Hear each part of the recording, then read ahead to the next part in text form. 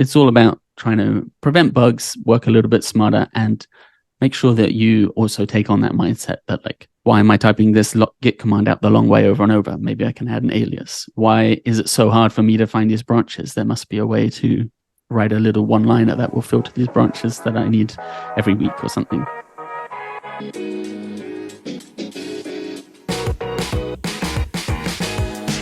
Hello and welcome to the Pybites podcast, where we talk about Python, career, and mindset. We're your hosts. I'm Julian Sequeira. And I am Bob Beldebos. If you're looking to improve your Python, your career, and learn the mindset for success, this is the podcast for you. Let's get started. Welcome back, everybody, to the Pybites podcast. This is Bob Beldebos, and this week I have a very special guest. With me is Adam Johnson. Adam, hello, welcome to the show. Well, thank you for having me. Yeah, I'm very happy to have you on based on the work you have been putting out. And most recently, your new Git book. Very excited about that. Before we dive in, maybe for people not yet familiar with you and your background, do you want to give a quick intro to our audience? Sure. I'm a Python developer working mostly with Django. I've been using Django since 2012, and I've been contributing to it since 2014. I'm now on what's called the steering council, or what was the technical board, which is like the final say on whether something gets added to Django, but our powers are rarely used. Mostly there's a community consensus, and I'm quite an active participant on that, I think. Nice. Yeah. And you also do consulting, right? Yes, I work as like a Django specific consultant. I help companies find ways to improve their projects or tackle hard problems or scaling problems. Nice.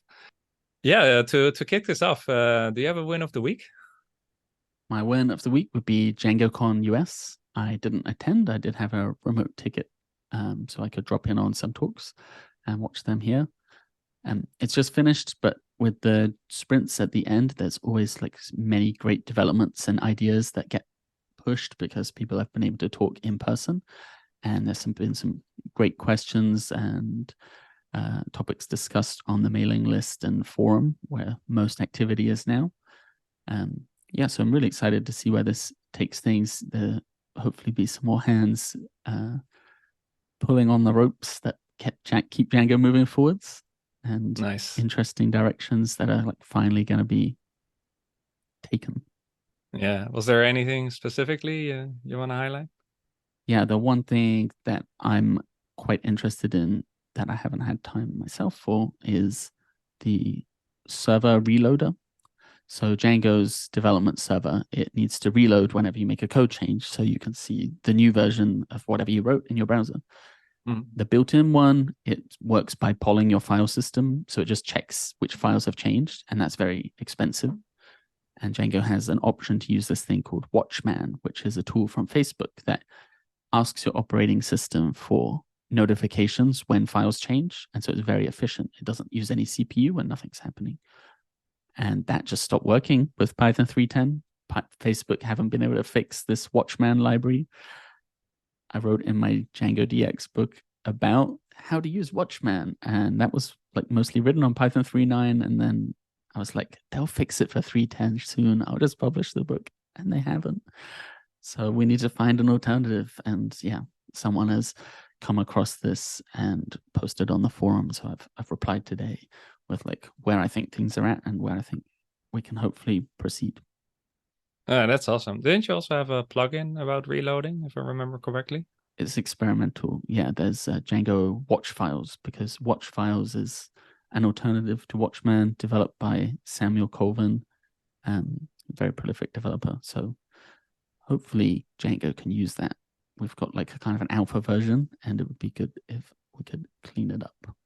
Nice. Cool. Well, my win would be coming out of a 2-week Spain road trip with Julian. Nice. And Coach Robin was here as well, so we did a lot of planning, and we even recorded shorts and all that. So it was great fun. Oh, that sounds amazing. Yeah, you have to get together sometimes, that's kind of similar to your win, right? Like although it was remote, it was really good to be active in that in the community and meet people and be close to the developments. Yeah. Yeah, maybe we can just dive straight into your latest book. It's Boost Your Git DX, and it's, I think, your 12 plus years of Git experience, and I think you already at 1,300 repos by now. A lot of experience distilled in a concise set of tips, right? So do you want to highlight the book, why you wrote it, and maybe some highlights? Yeah, sure. Boost Your Git DX is the second of my Boost Your DX series. I don't know if there'll be another one. We'll see. Following Boost Your Django DX. Yeah, maybe 12 years of Git experience, maybe 11. However much it is, I've used Git a lot. I've contributed to a lot of open source repos, and that's why I have 1,300 apparently on my Git profile now. I don't check the count. Most of those are when I'm reading up on a project, I'll spot something in the docs or some small fix, and I just get in there and make it. I think that's one of the great things about open source and GitHub, the community. It's just everything is available. It's not fixed like it used to be when I was programming growing up. Like you had the thing, you had the docs, and that was it. And now you have this massive community.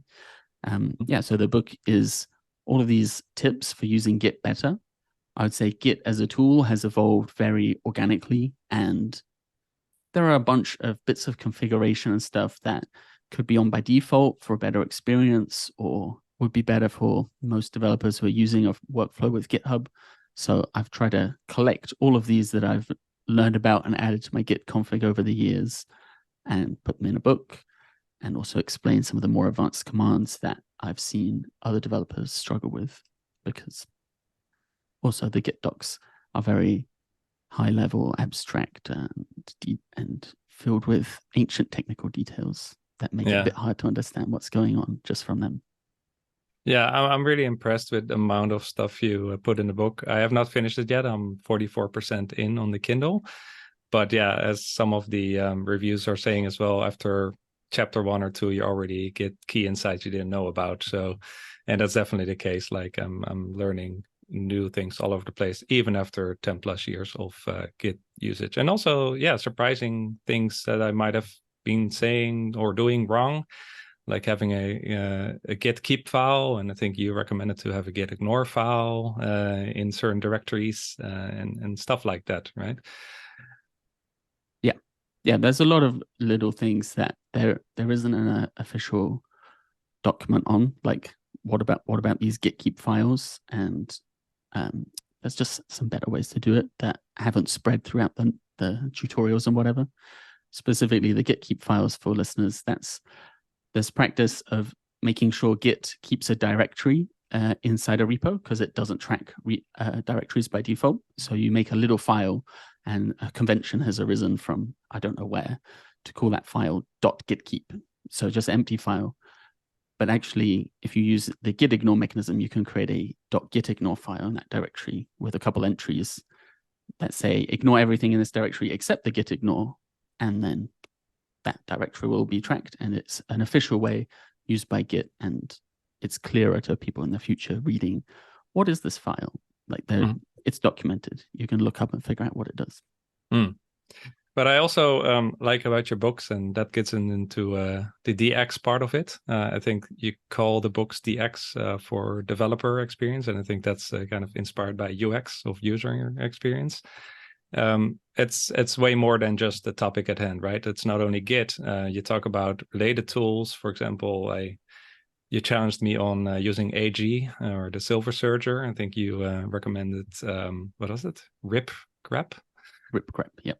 Yeah, so I definitely and in the Django book, I think you go with the DuckDuckGo browser, and so it's really cool that you address all these related tools as well, all with the goal, I guess, to make your experience as a developer more efficient, right? So can you talk a bit about the choice of DX in the book titles and your overall view or strategy with that?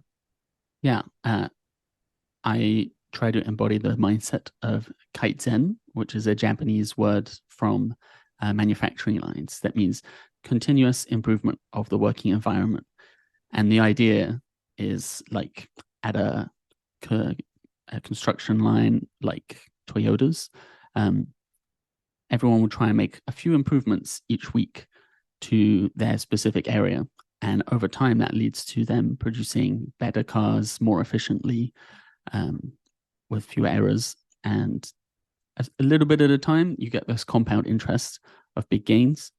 I'm trying to embody that kind of thinking for developing. I know that the term DX has gained a kind of bad rap from web frameworks that prioritize the DX, the developer experience, over the UX, the user experience, making it very easy to churn out pages that are megabytes in size and don't work well on a low-end device, and exclude people from reading those websites, especially if they're like necessary government websites. It's terrible. And I don't promote that. I would say I'm always in the goal of getting a better UX. And that means let's try and avoid making this stupid bug again. So maybe we need a lint rule. Let's try and be like a little bit faster at browsing the code base. So use a tool like ripgrep or AG, the Silver Searcher. I mean, it's also a good tool. Don't get me wrong, but it's just maybe a little bit old now. Yeah, so it's all about trying to prevent bugs, work a little bit smarter, and make sure that you also take on that mindset that like, why am I typing this git command out the long way over and over? Maybe I can add an alias. Why is it so hard for me to find these branches? There must be a way to write a little one-liner that will filter these branches that I need every week or something. Yeah. Must be a better way. Yeah. I can definitely attest how all these little tweaks can just compound over time and make you 10x faster. Combination with good command line tools, proficient Git usage, in my case, the Vim editor or whatever editor you use, right? And it all adds up. So, and again, going from that, Kaizen philosophy and very practical tips, as opposed to these linear tutorials that can waste a lot of time. I think your books are really, really spot on. Another thing that really comes out is code quality and tooling. So pre-commit was early in the book. So the automation of tools like Black, ISORT, and Flake, I think you often call those out. And you have also contributed or built a lot of related plugins, right? So what do you think of the current state of Python tooling these days? I think it's very positive. There's this like good set of established tools, like you said, Black, Flake 8, ISORT, pre-commit as a framework for running them all, which is language agnostic, of course. And then there's new player, Rough, which has massively increased in popularity after it was invented like a year and a bit ago, I think. It's not that old. So yeah, there's people thinking about it. There's good tools. There's a lot of things you can add to just check on your project. We'll see if Rough wins out. For me, the Python compatibility thing is key, and I know they don't have a way of making a plugin in Python right now. Maybe I could just pick up Rust to write some lint rules, but it seems like a bit of a high cost for me to start maintaining something in Rust, which I won't use that often. And the speed of Flake 8 has never really been a concern. I know it is at larger companies, and I'm sure it makes sense to use Rough there. Yeah, I'd say it's pretty good. It's good. There are more and more people thinking about it. Type hints as well. They're just growing in popularity. MyPy is getting better with every release, and yeah, I'd like to see where things go. Yeah, it's exciting times. I'm really happy with the tooling we have available. I've not really used Rough a lot myself, but I hear increasingly people switching to it. So it's interesting because of the performance. Yeah, quickly, I also wanted to highlight your extensive work on Django projects. How do you envision the future of the Django ecosystem and its role in modern web development? For example, one trend we picked up with the coaching and is that Python developers are often not that eager to write JavaScript. So we have Htmx now, and I think you also have a Django Htmx plugin. So maybe that's one thing you want to highlight, and yeah, and anything else on the Django side.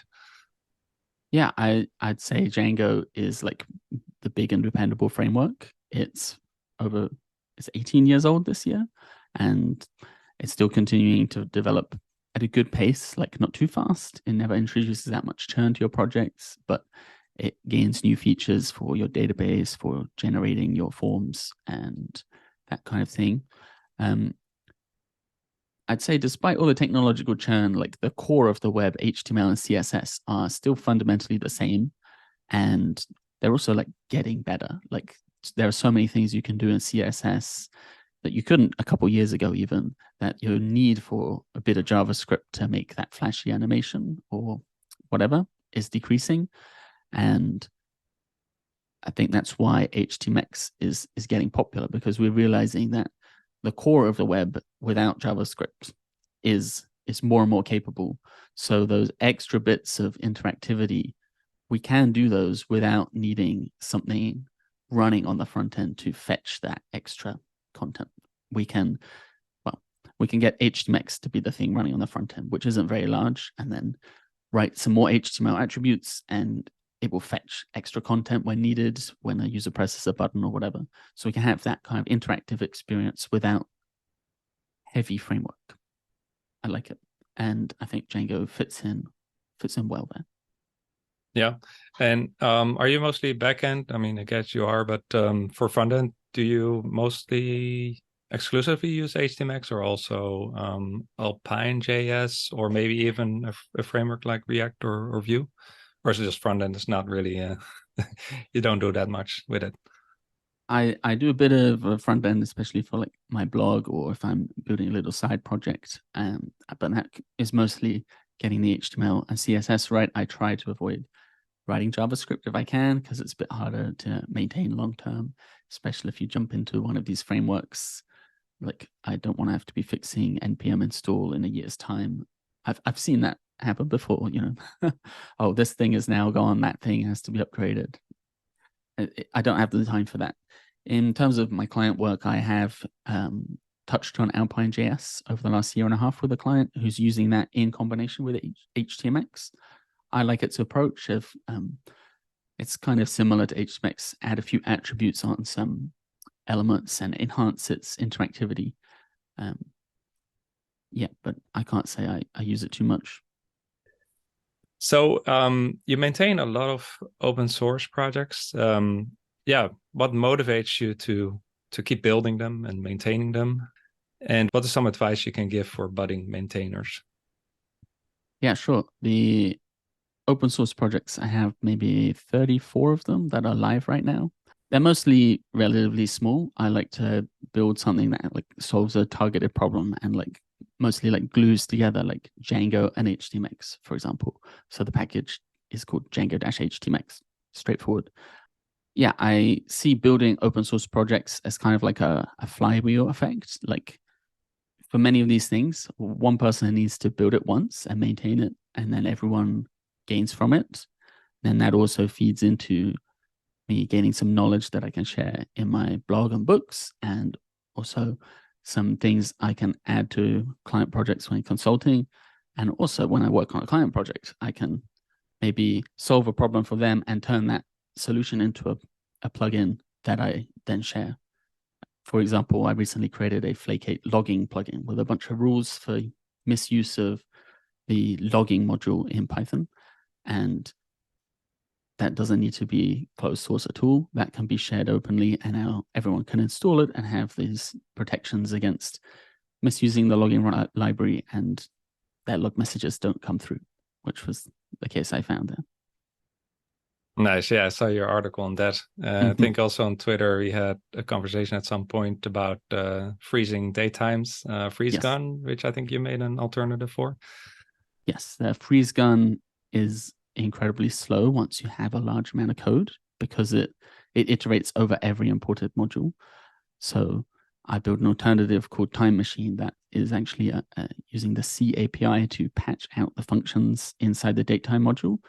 because mock.mock doesn't work to patch them. And that's why Freezegun does this very slow approach. So the time machine library, it can speed up your tests by like several minutes, which you might not even realize that Freezegun is the slow thing until you profile. Cool. Yeah. As Maybe for sorry. advice for budding maintainers, as you asked, I say just get into it and dive into a project like Django that has very good contribution guide. It might not be easy to find a ticket, but you can probably find some small change to the docs or some improvement. I say it might not be easy just because there's so many people looking for Django tickets that they get snapped up very quickly. And then go out and look in the community at other things that you've got in your requirements. See if they need some improvements, like testing on the latest Python, and just figure away from there. Yeah, I think that's what gets people, is that they think about contributions like making some changes how function-based views work or something from big, right? And you can often just start small with documentation fixes and stuff like that are not necessarily heavy code related, just to get familiar with the project and the guidelines in the community, right? Yep. And I've had that experience recently because I contributed to Git as part of writing Boost Your Git DX. And it's a bit of an interesting one because it does not use GitHub or any other code hosting platform. It uses Git as originally envisaged over email. So you're emailing the patch files back and forth. There is a little bit of a widget that you can make a pull request on GitHub and it sends the email for you, which I used. But apart from that, you get all your feedback over email. And yeah, that's a bit of a different workflow change. But the community was very welcoming and very helpful at feeding back. And I hadn't written any proper C code in a couple of years, but it was pretty easy and readable, and fixed a bug in Git, made a docs change in Git, and some others are in progress. And it feels pretty good to have like worked on that tool that maybe a few million people use. That's pretty amazing. Yeah. And it also comes from, you constantly putting content out there so that you run into these type of scenarios, right? Because if budding maintainers or contributors are looking for a problem, you might just not know what to fix. But by, building a lot of tools and projects and even writing books, you just naturally run into these type of issues, right? Yeah, exactly. The bug I found was actually I was listing out the ways of using, I think it was Git stash. And I was like, oh, yeah, that would be the most recent bug. Yeah. Git stash. I was like, if you do Git stash with this flag and you have a binary file and then you unstash it, it doesn't work. And that's purely because I was trying to tabulate all the ways to use Git stash in the book. And I was like, why does this one not work? And when you're looking at it like that, you're not like trying to get a piece of work done. When you're looking at it, it's just like, this is Git stash. This is how it's meant to work. This one doesn't work. Then you can realize a bit more clearly perhaps that there's a bug, and you can get involved with figuring out if you can reproduce that bug, send an email, and now I know where to look to fix it. That's work in progress. Nice. Into the trenches. Love it. So with Pybites, we aim to shape well-rounded developers. What are your top recommendations for developer looking to diversify their skill set and to contribute more effectively to the community? A bit related to the last question, of course, with open source, but maybe you have a couple of tips on top of that. Open source aside, I'd say the most effective thing I found is to start a blog. I'm always writing. Not everything makes it into a post, but it does mean that when I'm working on something, I make a note in my Evernote. I'm like, here are some bullet points on the thing I learned today. And that little bit of reflection, a little bit of writing down those commands, so I might be able to reproduce that thing in the future. I think it really boosts my learning. And yeah, if you do get any posts out there, it doesn't really matter about the high level quality. You can start with this very easy today I learned format where you just paste a few commands and outputs and be like, this is what I did today and this is what happened. I think it really can help you learn and also share your learning. The less obvious things that you encounter that you then share, it's great. In Python, there's a tool called Pelican that can generate a blog. That's the one I use. I don't know what you use, but I find it very effective. We started there as well. Python, keep it Python. Keep it in Python, write a few templates, and then you can write your blog posts in Markdown or restructure text, and away you go. That's literally how we started as Pybites, with a Pelican blog. There was nothing more, just sharing knowledge, just learning and writing it up. Also, I was going to ask you about the notes as well, because writing a book that's so dense in tips, you must have pretty good note-taking system. So you just use Evernote? I have a chaotic note-taking system, but it works. I think the more you write down, the better. I mean, sometimes I look back through my notes and I'm like, I wrote this thing a year ago, and then I wrote a very similar note this week. And I'm like, maybe this is an important problem to look into writing up properly or solving and whatever. So yeah, awesome. Just storing things and finding what works for your brain is the best. Yeah, cool. So open source, start a blog, maybe one tip more. Well, have you? Believe in yourself. I think mindset. a lot of as you always promoting, a lot of people coming into open source think that it's like big and scary, and as long as you're in a good community like the Python and Django one, you'll get a decent response on the other end if you're willing to put in the work to communicate what you're trying to do, the full error you're seeing, or the full problem you're trying to solve. Just believe in yourself and you can do it, and you'll find a lot of positive rewards. But there must be sometimes a bit of imposter syndrome, right, with these efforts, especially when you get a lot of eyes on a repo or a contribution or a book, launching book. That can be scary, right? Oh yeah. Yeah, that's like it can be crushing. You're like, is anyone reading the book? I don't know. Is it good? Have I just wasted a year? Yeah. But yeah, the only way to get over is to get out there, right? Yeah, just carry on. And some things are hits and some things aren't. My most popular blog post is about pip install from Git. I thought it was a quick today I learned style post.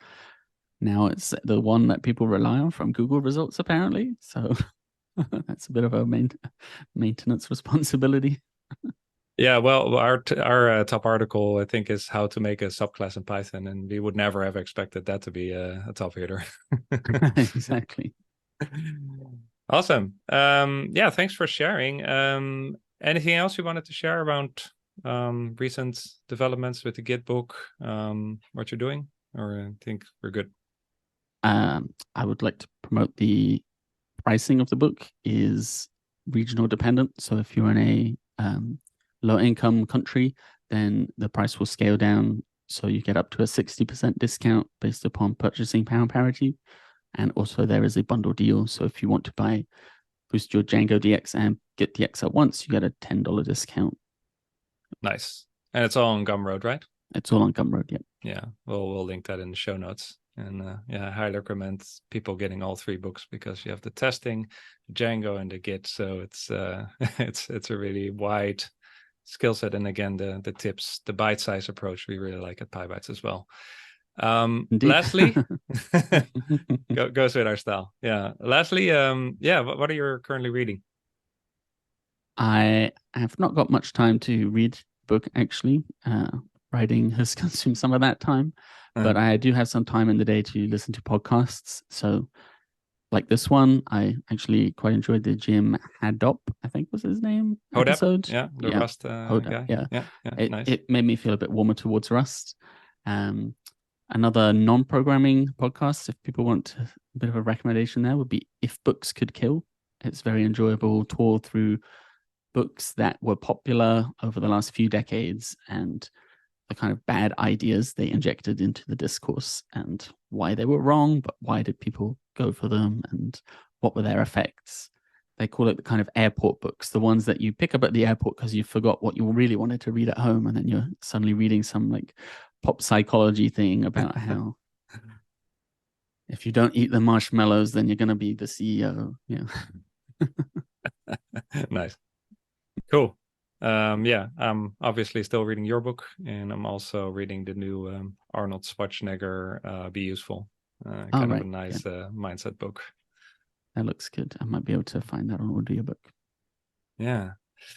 Well, Adam, I much enjoyed this conversation. It's finally getting to meet you, and thanks for all you do. Put tremendous value out there for the community and for our Python fellow developers. So keep it up. And thanks for sharing on the podcast today. Oh, thank you for having me, Bum. We hope you enjoyed this episode. To hear more from us, go to Pybites/friends. That is pybit.es/friends, and receive a free gift just for being a friend of the show. And to join our thriving community of Python programmers, go to Pybites/community. That's pybit.es/community. We hope to see you there and catch you in the next episode.